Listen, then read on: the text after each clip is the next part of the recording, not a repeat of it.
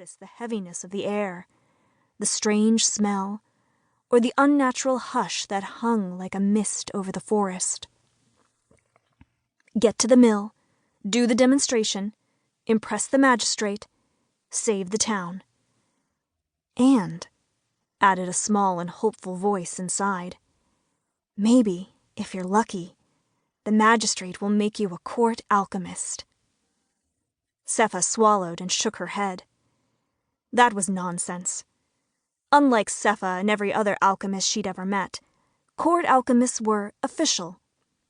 They'd gotten into the elite institute of alchemical discipline, which Sepha had spectacularly failed to do, and had come out full gilded alchemists, which Sepha could never be.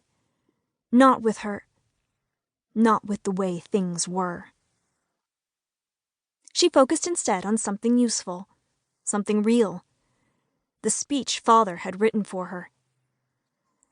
Today, she muttered in time with the beat of her boots on the ground, I will show you how our mill takes common steel and transmutes it into terrenium. The rectangular ingot in her pocket pressed against her leg as she dashed around a bend in the narrow path. The strongest alloy in... A fallen tree lay across the path, and Sepha climbed over it. When her boots landed on the other side, she looked up and stopped dead. Her mind went blank, her body went numb, and her heart beat hard against her chest. Too late, the silence of the forest impressed itself upon her. A heavy blanket of nothing instead of the usual racket of birdsong and small rustlings and the wind scrubbing the leaves. And she could see why it was so. Sepha stood on the edge of a wide ring of devastation, perfectly round, perfectly silent.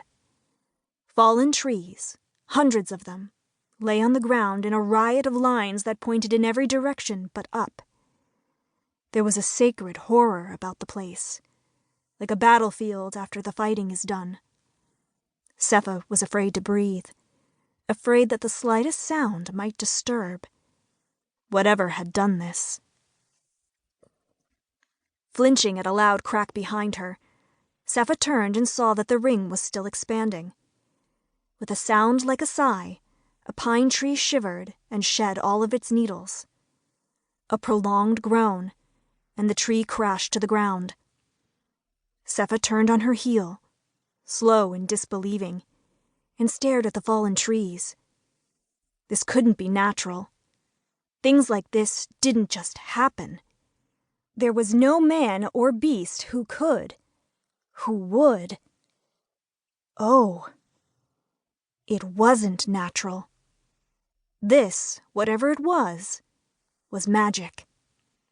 Now that it occurred to her, she could see magic in the too perfect symmetry of the ring, in the speed with which it expanded, in the hush and the horror. Magic. Thunder rolled long and low across the sky in emphatic agreement. Sepha's first teacher had taught her about magicians and all the other evil magical creatures. The stories had been for practical education as much as for entertainment. Children in 3 mills had to learn about magic so they could avoid dying by it. Magicians, although rare, were wicked and so powerful they were all but invincible. And the deep forests surrounding 3 mills were perfect for practicing their dark arts. But if teacher had ever warned them about this, Sepha couldn't remember it. Sepha's palms went clammy, her gaze darting in every direction. A magician. A magician had done this, and might still be lurking nearby. Another tree cracked, groaned, and crashed to the ground. Sepha shrieked and leapt forward, covering her head with both arms as she scrambled out of range of the falling timber.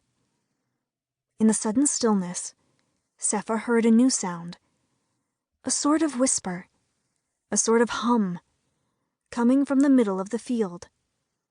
Sepha's head swung toward the source of the sound. Everything went still. There, at the very center of all